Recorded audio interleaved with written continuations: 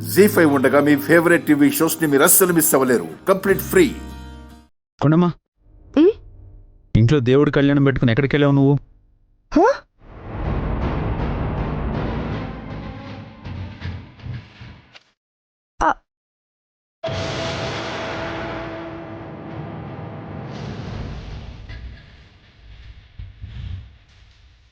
ఎక్కడికి పోయావని అడుగుతుంటే అలా బయటికి చూస్తావేంటే?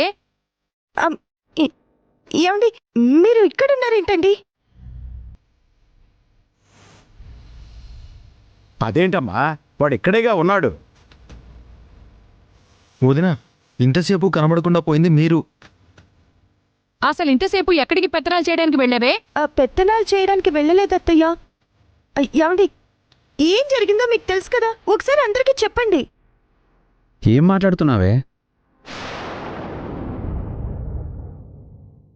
అదేంటండి, ఆ రౌడీల నుంచి నన్ను కాపాడి ఇప్పుడు కారులో ఇంటికి తీసుకొచ్చింది మీరే కదా.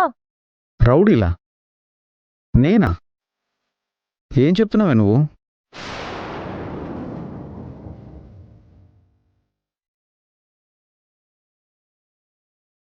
నా వెనకే వచ్చారు, కానీ నాకంటే ముందే లోపల ఎలా ఉన్నారండి?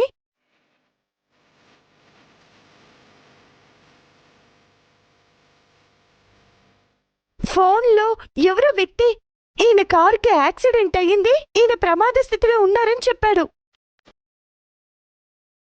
ఆ మాట వినగానే నాకు కాళ్ళు చేతులు ఆడలేదు. అందుకే మీకెవరికీ చెప్పకుండా వెంటనే ఇక్కడి నుంచి బయలుదేరి వెళ్ళిపోయాను. కానీ అక్కడికి వెళ్ళేసరికి కొందరు రౌడీలు నన్ను కిడ్నాప్ చేయడానికి అలా ఫోన్ చేసి చెప్పారని తెలిసింది.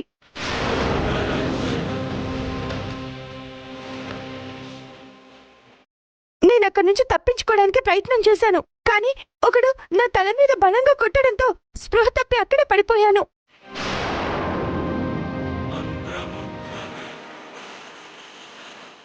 ఆ తర్వాత వాళ్ళు నన్ను ఒక చోటులో బంధించారు. నా చేత ఎలాగైనా నీ కళ్యాణాన్ని జరిపించే అవకాశాన్ని ప్రసాదించమని శ్రీరాముణ్ణి వేడుకున్నాను. ఈలోగా ఈయనొచ్చారు.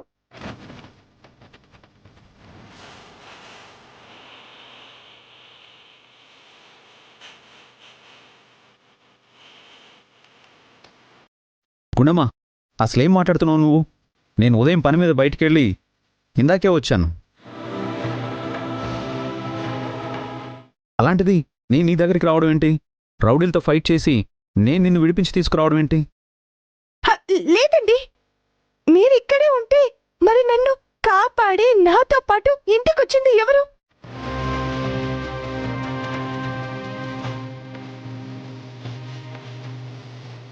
ఒకవేళ రౌడీలు నిన్ను కొట్టుంటే దెబ్బలేవి?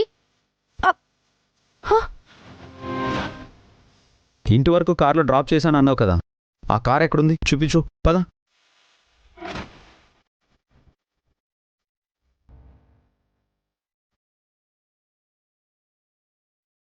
రా, చూడు, ఎక్కడే నువ్వు చెప్పిన కారు? ఎక్కడ నువ్వు చెప్పిన మనిషి? అదిగోండి, అదే కారు. హలో, అది ఉదయం నేను బయటికి వెళ్ళి వచ్చిన కారు. నువ్వే కారులో వచ్చావు?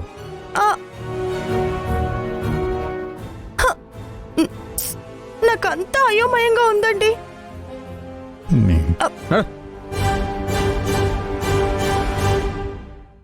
జీ5 యాప్ డౌన్లోడ్ చేసి అన్ని ఎపిసోడ్స్ పూర్తి ఉచితంగా చూడండి.